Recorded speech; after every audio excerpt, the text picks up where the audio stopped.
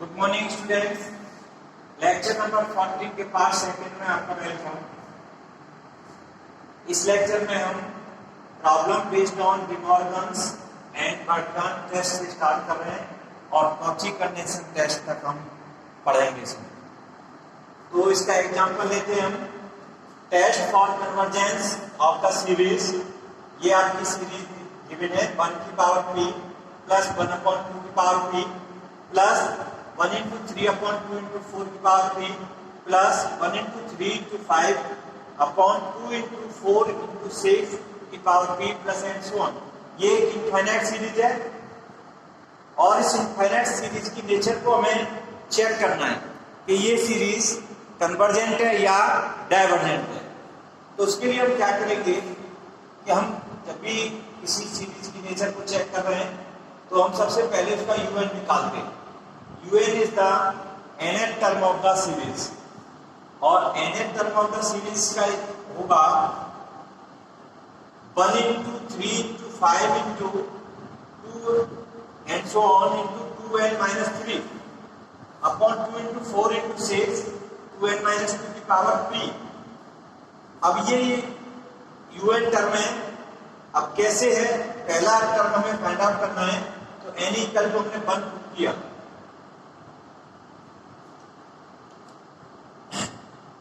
n equal to 1 तो 1 upon 0 की power p।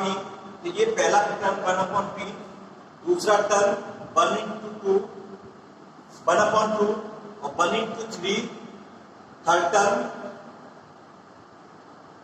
into 5 into 2n minus 3 upon 2 into 4 into 6 into 2n minus 2 की power p।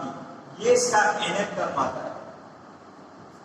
अब इसमें n+1 term निकालेंगे, n+1th term.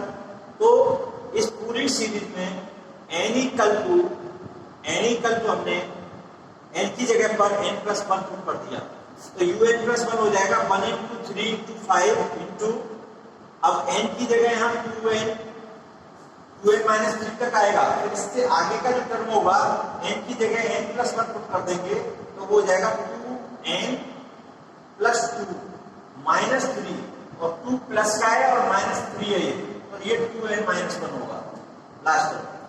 Similarly इसमें हम जब रखेंगे n की जगह n+1 तो ये सेम आएगा 2n minus 2 तक, और इसके आगे का जो टर्म होगा वो n की जगह पे n+1 पुट करने पाएगा तो 2n plus 2 से 2 कैंसिल प्लस और माइनस तो 2n की पावर p। तो हमें un इसका फाइंड आउट कर दिया, un+1 फाइंड आउट कर दिया।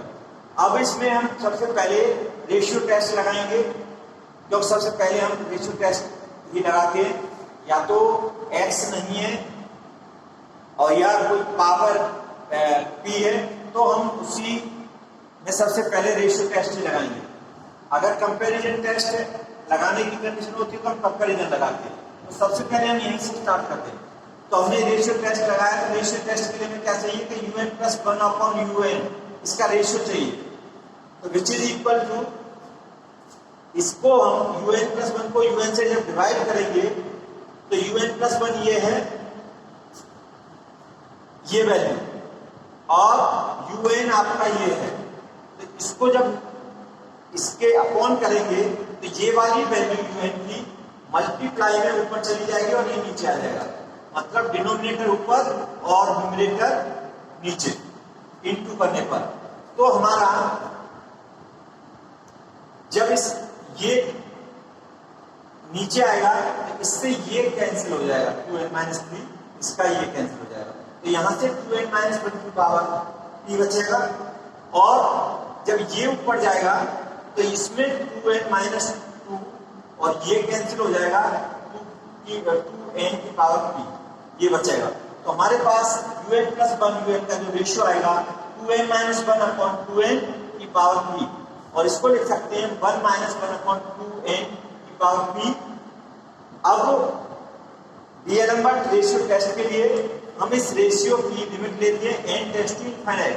तो limit n tends to infinite un+1 upon un equal to limit n tends to infinite अब un प्लस 1 अपॉन un की वैल्यू है ये, तो इसकी लिमिट 1 माइनस 1 अपॉन 2n की पावर 3 और ये होती है equal to 1।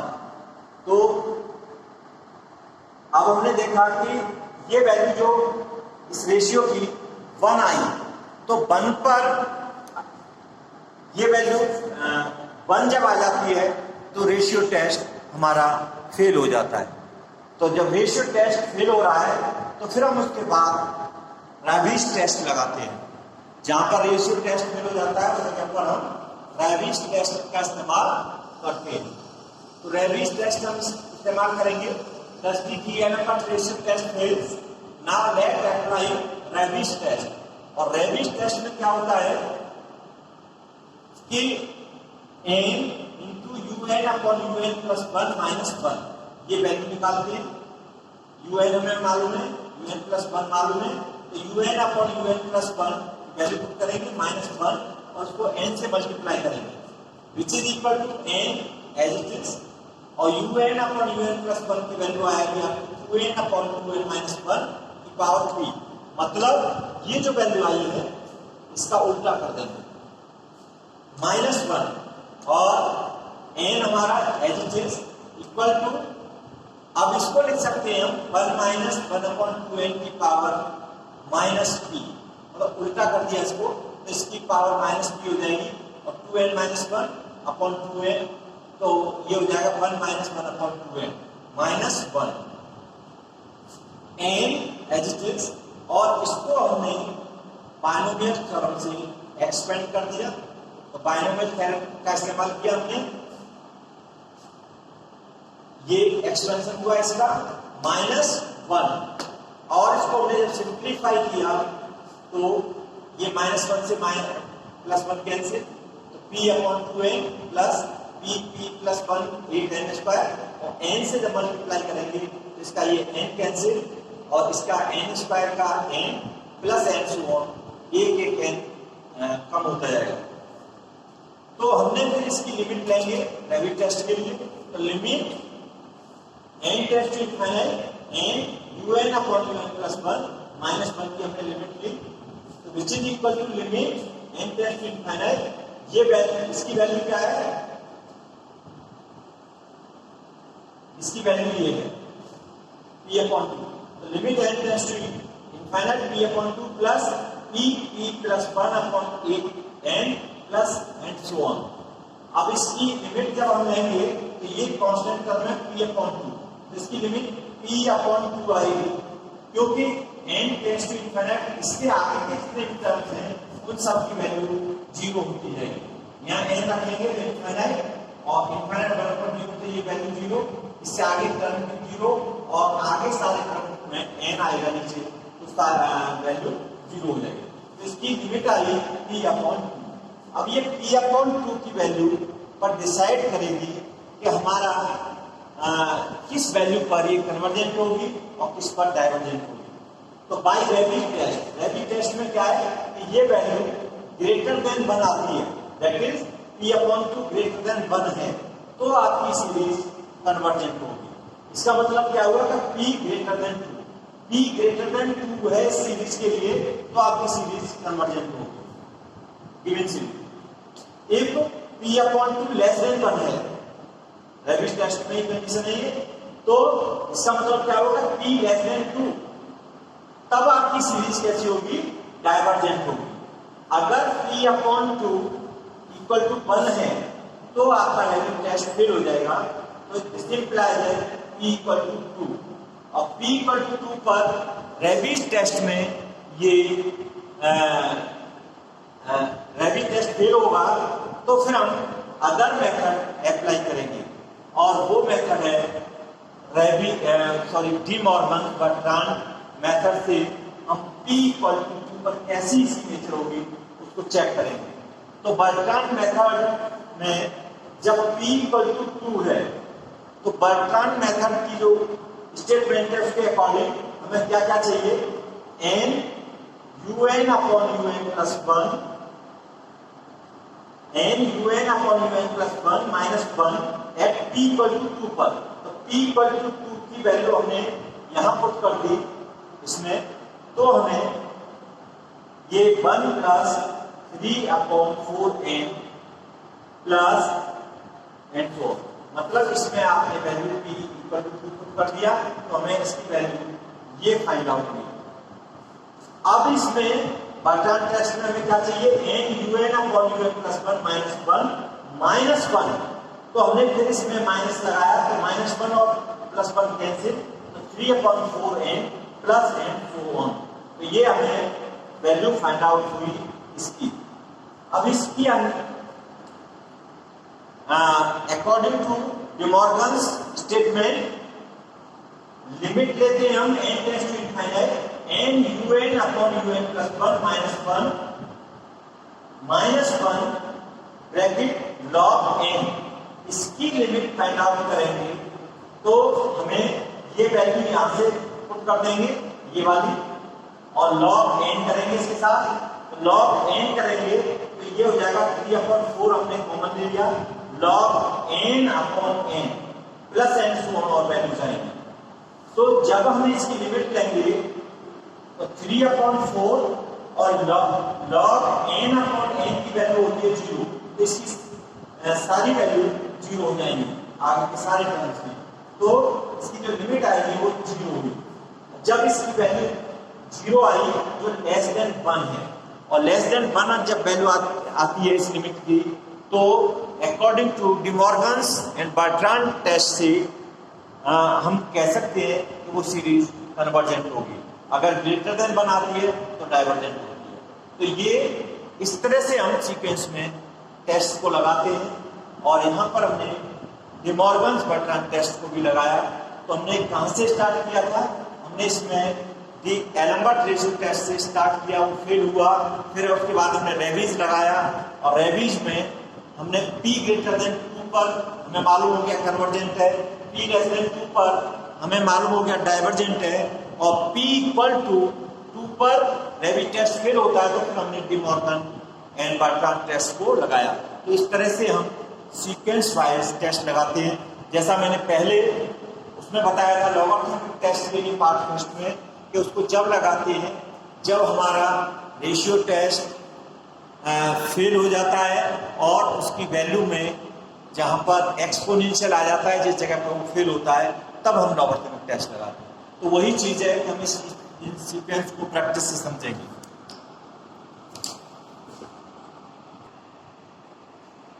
Now, problems based on Gauss test. Gauss test पर बेस्ड ये प्रॉब्लम है। Gauss test कब लगता है, कैसे लगाते हैं उसको, वो इस प्रॉब्लम के माध्यम से हम समझेंगे। तो test for convergence of the series 2^² प्लस 2^² 4² 3^² 5² प्लस 2^² 4^² 6² 3² 5² 7² प्लस n4। ये इनफाइनाइट सीरीज है। इस इनफाइनाइट सीरीज की नेचर को हमें चेक करना है, तो किस तरह से हम इसको बताएंगे कन्वर्जेंट है या डाइवर्जेंट है। तो हम सबसे पहले इसका un निकालेंगे, और इसका un निकालने के लिए जो un होगा इसका 2^, 4^, 6² so on 2n+2 का whole square, 3² × 5² × 7² and so on 2n+3 का स्क्वायर। अब इसमें n इक्वल टू अगर हम 1 पुट करते हैं तो ये हो जाएगा,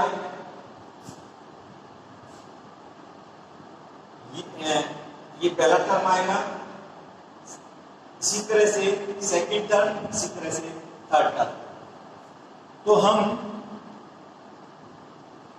un+1 निकालेंगे। अब un+1 कैसे निकालेंगे कि n इक्वल टू n+1, मतलब n की जगह पर n+1 इसमें रिप्लेस कर देंगे। तो हमारा जो un+1 आएगा वो ये इतना पार्ट तो आएगा, और इसके बाद का जो टर्म होगा वो n की जगह पर n+1 पुट कर देंगे, तो हमें ये 2n+4 का होल स्क्वायर, और नीचे यहाँ पर ये इतना पार्ट तो होगा ही, इससे आगे वाला जो टर्म होगा वो इसमें n की जगह पर n+1 करने पर हमें ये पार्ट फाइंड आउट होगा। तो un+1 अपॉन un, तो सबसे पहले हम इसमें डीएलएम्बर्ट रेशियो टेस्ट अप्लाई करेंगे। तो उसके लिए हमें un+1 अपॉन un की वैल्यू निकालनी है।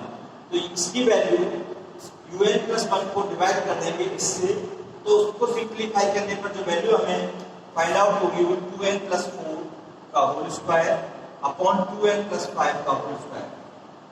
इसको हमने a+b का फॉर्मूला अप्लाई करके ओपन किया तो 4n² + 16n + 16 मतलब a² + b² 2ab। सेम हमने यहाँ अप्लाई किया और इसमें से हमने 4n² कॉमन ले लिया, 4n² ले लिया तो ये बचेगा 4n² से 4n² कैंसिल हो जाएगा। तो यहाँ पर आपका n² कॉमन ले, सॉरी n² कैंसिल, तो ये हो गया 4 + 16/n + 16/n², और यहाँ पर होगा 4 + 20/n + 25/n²। अब इसकी हमने लिमिट ली, इस रेशियो की limit n tends to infinite un+1 upon un, जिसकी वैल्यू है limit n tends to infinite, ये un+1 अपॉन un की वैल्यू है, इसकी हमने लिमिट ली। तो यहाँ n टेंड्स टू इनफाइनाइट किया तो ये 0 हो गए, यहाँ n टेंड्स टू इनफाइनाइट किया 0, ये 0, तो 4/4 और 4/4 = 1, तो 1 वैल्यू आई इस ratio limit n tends to infinite पर। तो हमारा डीएलएम्बर्ट टेस्ट फेल हो जाता है जब इसकी वैल्यू 1 आती है। अब जब ये फेल हो गया तो उसके बाद हम लगाते हैं रैबिज टेस्ट। रैबिज टेस्ट से देखते हैं, रैबिज टेस्ट जब लगाते हैं जब हमारा रेशियो टेस्ट फेल हो जाता है। तो उसके लिए हमें चाहिए un/un+1 -1। तो un पता है हमें, un+1 हमें मालूम है, तो उसकी वैल्यू हमने पुट की, तो n और un/un+1 की वैल्यू है ये -1। अब इसको हमने सिंप्लीफाई किया तो हमें ये वैल्यू फाइंड आउट हुई 4n² + 9n upon 4n² + 16n + 16। अब ये वैल्यू इसमें से हमने n² कॉमन ले लिया तो ये बचा 4 + 9/n अंदर, और यहाँ नीचे से n² कॉमन लिया 4 + 16/n + 16n², और जो ऊपर n² कॉमन लिया था और नीचे n² लिया था दोनों कैंसिल हो गए, तो हमें ये वैल्यू इसकी फाइंड आउट हुई। अब इसकी हम लिमिट लेंगे, तो limit n tends to infinite n un/1 equal to limit n tends to infinite, इसकी वैल्यू है ये 4 + 9/n 4 + 16/n + 16/n²। अब n टेंड्स टू इनफाइनाइट रखेंगे तो ये वैल्यू 0 हो जाएगी, ये टर्म 0, ये टर्म 0, तो 4/4 = 1, इसकी भी लिमिट 1 आई। और जब ये इसकी वैल्यू 1 आती है इस लिमिट की, तो आपकी वो रैबिज टेस्ट फेल हो जाता है। तो यहाँ पर रैबिज टेस्ट भी फेल हो गया, तब फिर हम दूसरा मेथड, अब हमने देखा कि इसको हम एक्सपेंड कर सकते हैं, तो हमने गॉस टेस्ट को लगाया, क्योंकि गॉस टेस्ट में क्या है तो उसका एक्सपेंशन है फॉर्म में हमें इस फॉर्म में मिल जाए, इस रेशियो का un/un+1 का α+β/n + γ/n² की फॉर्म में, तो हम उससे गॉस टेस्ट से बता सकते हैं कि कन्वर्जेंट है या डाइवर्जेंट। तो now let us apply Gauss test. अब हमने गॉस टेस्ट अप्लाई किया तो un/un+1 ये 2n+5/2n+4 का स्क्वायर, इसको लिख सकते हैं 5 + 5/2n और 1 + 2/n, मतलब 2n इसमें से बाहर ले लेंगे तो 4n² हो जाएगा वो, और यहाँ से 2n लेंगे तो 4n² वो कैंसिल हो जाएगा, और ये हो जाएगा 1 + 5/2n, और नीचे आ जाएगा 1 + 4/2n, तो 2 से एक ये 4 कर देंगे तो 2 आएगा ऊपर, 2/n का होल स्क्वायर। तो हमें ये वैल्यू मिली। अब इसको हमने क्या किया, 1 + 5/2n, इसको हमने एक्सपेंड किया पाई a + b के फॉर्मूले से।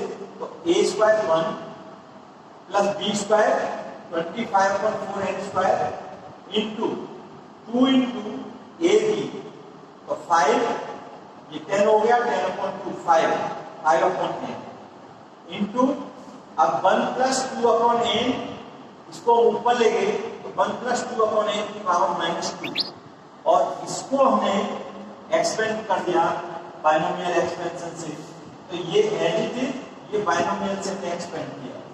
अब ये एक्सपेंड किया तो इन टर्म्स का, इस टर्म का और इस टर्म का, दोनों एक्सप्रेशंस का हमने मल्टीप्लाई किया, तो हमें मिला 1 - 4/n प्लस, क्योंकि हमें गॉस टेस्ट में n और n² तक चाहिए, तो हम n और n² तक के जो भी टर्म्स हैं उनको लेंगे, बाकी को हम छोड़ देंगे।